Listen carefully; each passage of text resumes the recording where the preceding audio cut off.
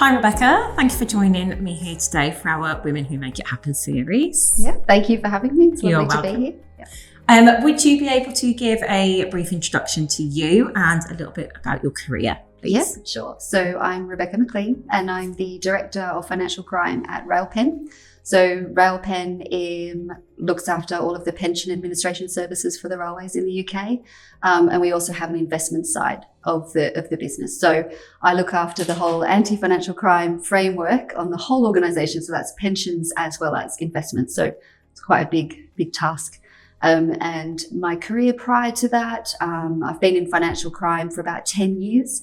I've worked in the fintech space, crypto for a few years, as well as merchant acquiring. So yeah, a long time. Very good. And what would you say have been the biggest maybe challenges or transitions from merchant acquiring into maybe more of the Railpen scenario like you are now?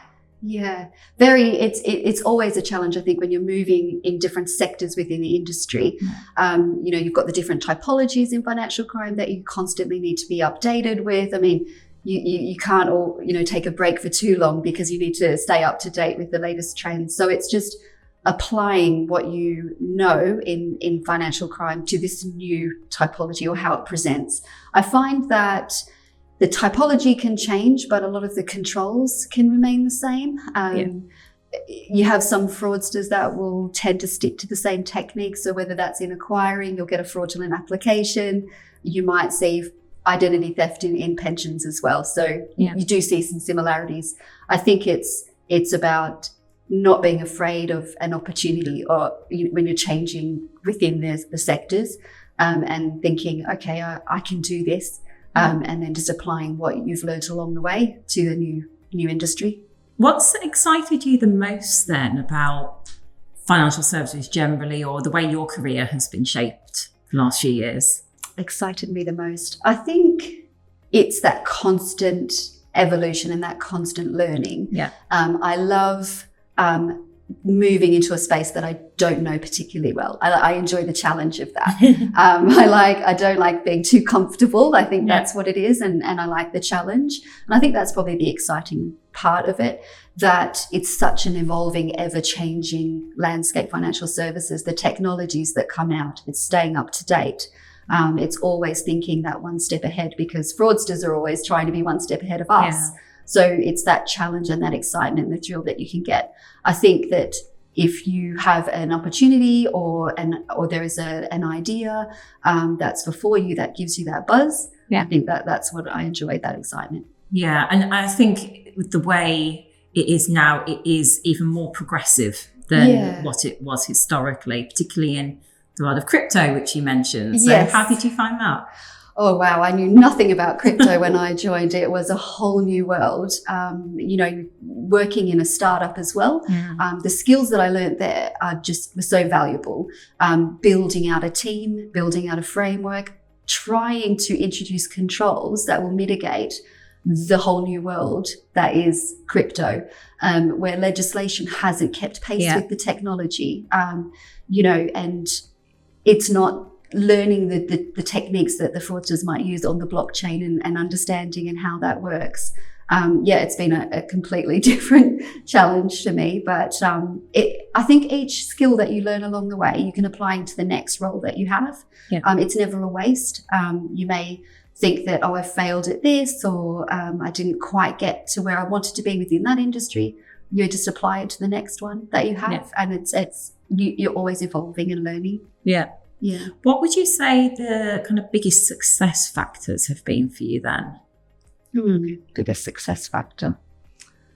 I think the fact that when I first started out in financial services, it was when you'd look around and you'd see women role models, you would only ever see them as far as team leaders. Okay. And we're talking about sort of the late 90s, early 2000s. It would be a team leader being those sort of roles within financial services. And then as I've progressed through my career, I can see more and more women in sort of the C-suite, senior leadership roles. And that's motivating and that's inspiring because you think, well, why not me? I can do that too. Yeah. And I think that keeps you keeps you going and it keeps you motivated. And you always want to go for the next big thing. For me personally, that's what kept me going. Yeah. Very good.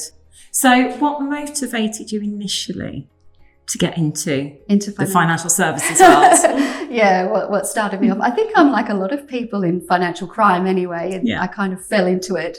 I don't think I've met many people who wake up in the morning and think, I'm going to get into that. That's me. Yeah.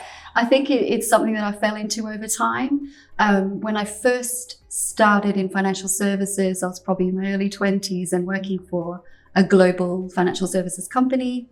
I was working in their credit services in a call center. So I was talking to people about their transactions. So I was already learning how to spot irregular activity. I was already looking for patterns and linking that in with the customer profile. Yeah. So those were the sort of the beginnings for me. And then over time, more and more, I'd be like, I found myself veering off into the fraud space and, setting up a fraud team in one of the companies that I was working for a few years ago, and then finally moving into financial crime. So it was an evolution over time. Yeah. I think at one point when I was younger, I just wanted to be a girl Indiana Jones because I saw Raiders of the Lost Ark or something, But here I am working in financial services. So very good. And you've mentioned as well about the female role model and the inspirational element of that. So who was your role model? Who was my role model? I think for me, sort of personally, it wasn't really in the work environment. It was more, I grew up with, I suppose the woman that inspired me the most was probably my mum. Yeah. And she was in the 80s, not in her 80s, she was in the 1980s. And she was working full time, had 4 young children and studying economics at university. And statistically, she was told that she would be the person that would fail. So she stubbornly refused to be that person. I think when someone says you can't do something, it makes you want to do it. Exactly. Yeah. So I learned from seeing that, actually, I'm not going to sleep back into the shadows. I'm going to keep going for that. So that was really inspiring for me. Yeah. And she ended up being, a senior partner in an accountancy firm, and then having her own practice, which was very rare for women in those days. It was a very male dominant industry. So that to me was really inspiring and sort of kept me going. When I was studying and I was working and I'm a mum myself and, trying to juggle all these things. And I think the way that the work culture has progressed, we can have those things. I think there was a time where if you were a senior leader and you were a woman, that was all you could have. You couldn't have the family as well. You almost had to sacrifice something to get to that level, 10 years ago. Now, and I think working from home, this hybrid model has actually allowed us to, we can have it. You can be a mum, you can manage your time and you can still achieve. So those women that are sitting in board levels and are ahead of me, they're inspiring because they can show that you can do it and you can have it, and you can go after that goal if that's what you want in your career. There's a few really interesting things you've mentioned there. I just want to pick up on the changes you've seen maybe over the last 10 years, certainly around mentality or adopting different working practices or even linking to diversity and inclusion, D&I, having more women in leadership. So how have you experienced that throughout your career in the companies you've worked for? Yeah, I think it's like I said, that you didn't have those, you didn't have that visual representation in front of you to show you that you could do it. Yeah. I think I'm really fortunate and grateful to work where I work, where we have a lot of women sitting at sort of senior management level. Yeah, that's good. We've got a lot of diversity. It's really important to us as a company. It's part of who we are, being a diverse. I think you need to have that balance because that diversity brings different viewpoints, different opinions, different perspectives on when you want to bring a solution. So I think teams thrive, businesses can thrive if there's diversity there. Yeah. Yeah. And I completely agree with you. We've interviewed other ladies just like you are today, and it's not just that gender diversity, it's the diversity of thinking, like you've referenced. It's the social mobility, it's background. So just to get that well-rounded kind of point of view and come with different ideas to the table. So. Yeah, absolutely. And I think that it takes a tribe, doesn't it, to have success. Yeah. And it takes all of us and all sorts. And I think that if you have the best people for the role, regardless, I think then you'll have something special. Yeah.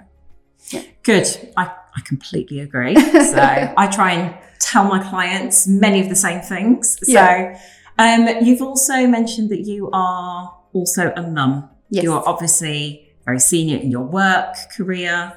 So how do you find balancing that, Rebecca? I have an extremely supportive partner who anytime I want to go for something, they're like, yes, go for it, and I think that definitely helps. Being in a supportive work environment as well, having that flexibility, work from home, being able to balance my day is key. I think without those things, it would be very, very difficult. In all honesty, it is still difficult, I think, for a lot of women who can't work in an environment that supports working mums. I feel very grateful for where I am to be able to have that and recognize that I've got a very supportive home life. I've got a very supportive work life. My direct manager is also a mum as well, and that helps having that around you. But not everybody, other people have other things they need to balance in their lives as well. Yeah. It's just having that support network, I think, is key. What's really good as well is having the women's networking group at our work. So you can share ideas and you get that support as well. And I think just going back to what you mentioned about the changes over time. Yeah. I think that's a key change, that there's a women's networking group at our work. Never used to be. Yeah. Women supporting other women and helping to push each other forward. I think there was a time where women, we had to feel like we had to get ahead. We had to be aggressive and push other women back because the opportunities were limited. Yeah. Now, not so much. It's like, okay, let's collectively all push each other forward to achieve what we need to. And maybe we can have it all. Maybe. Yeah. And I do agree. I think we've seen that shift over recent times. And, when I first started 19 years ago doing this, it was very much the traditional. You may have had career success, or you may have had the motherhood or the family life. And I think it used to be a very male-dominated industry, but it's very promising to see the progress that's been made in TradFi and obviously across payments and crypto as well. So there's that recognition of that actually we've got other responsibilities as well, but it doesn't diminish our ambition. Yeah, and it shouldn't dull your ambition. Yeah. It's still a juggling act. There's still days where it's very stressful, school things and, work things. I can relate. I've got a 5-year-old. Yeah. Yeah, exactly. So it's always going to be a juggle, isn't it? But I think as long as you can still have the opportunity, if that's what you want, to progress. Yeah. How do you ensure that you have a bit of time for yourself as well? That's a good question. I think I'm quite a diligent person and quite organized anyway. And I think that if you can be organized, then you carve out that time for yourself. And I think that just comes down to your personality and who you are, and being so when I'm sort of strict on deadlines at work, I need to get X project delivered by this time. I likewise, for my own personal mental health, it's like, right, this time is for me. Yeah. And that's really important as well. And that's a priority. Again, it comes back to having that working environment where they support that. Yeah. That sort of mental health is important for colleagues. Yeah. So that's helpful as well. No, I can completely relate. I'm the same in my personal life. So. Yeah. What motivated you initially to want to become a leader like you are now? Yeah. It's a tricky question, and a little bit of reflection on how I sort of became a leader. I think I always had natural skills in terms of connecting with people, communicating, seeing people as individuals, So I've been able to utilize that in order to progress. So it's those sort of people skills and being able to communicate. I had ideas and solutions on how to improve processes, improve gaps that I see in procedures. And I think being a leader naturally fits in with that viewpoint. So it made sense to me to progress and keep going, because that's where I sort of naturally felt like I could do my best work is in a leadership role. Okay. Yeah. And you've mentioned communication. What would you say is your leadership style? I think I don't fit into one box. I think my leadership style would probably be defined as adaptable. I think you do, don't you? Depending on the situation and circumstance. Yeah, for sure. And I think it's recognizing that you have a team and they're individuals. And individuals come with their own experiences, their own personalities. And I think one size does not fit all. So it's getting to know those people that you lead, and understanding how they communicate, how they relate when they do their best work. I think it's also understanding that I can't be everything to everyone. I can't always be the friend, because at the end of the day, I've got a role to do and I've got a job and need to deliver. But I love working with a team, leading a team and achieving a deliverable or an outcome. I get a kick out of that. I get quite a thrill. And I love that part of it. And I think that just understanding that you've got individuals and need to adapt to certain situations. There's times where you might need to be a bit firmer. Mm-hmm. There's times where you need to show compassion and kindness are the priority, because of whatever might be going on at the time. But there's other times that you need to be inspiring and pull the team along with you, because you need to motivate them to achieve something that, might be a change project, or you might be transitioning into something new within the team. So you need to pull people along with you. So you have to always evolve. I heard a quote once about how good leaders evolve. Yeah. They're never stagnant. And I hold on to that. I think that's a really good point. And I'm sure your team appreciate the communication, how you adapt to different situations. And it's the ultimate end goal, isn't it, for all of you then collectively? Yeah. So yeah, that communication, effective communication, I think is key. To be a good leader, you need to be able to communicate at all levels, whether up, down the chain. Yeah. Really interesting. Thank you. Okay, thank you. If you were to impart any advice to younger females, or maybe your younger self, what would that be? I would say, don't be afraid. I think it's very easy to be intimidated, particularly if you're in a meeting setting, to quieten down. Even you may have a great idea, it may be a terrible idea, or you may have a thought or a solution on something. I would say, don't be afraid to speak up. Don't be afraid to take up that space that women leaders ahead of us have forged. So they've created that space. So take that space back.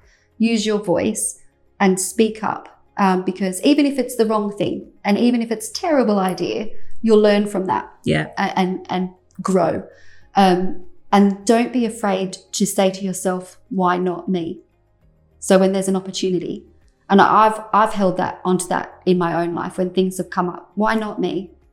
Because I think we can talk ourselves out of things. Yeah, I agree. Before anybody else does, we talk ourselves out of things. So why not me? So that's what I would say. I think that's a really powerful message. So for everybody, why not me? Why not me? That's the phrase that we stick to. We're going to stick. Yeah, that's the tagline. Yeah. Well, look, great words of wisdom. Thank you. Thank you, Rebecca, for joining me. Thank you for having me. It's been great to sit and have a chat. It's good. Thank you.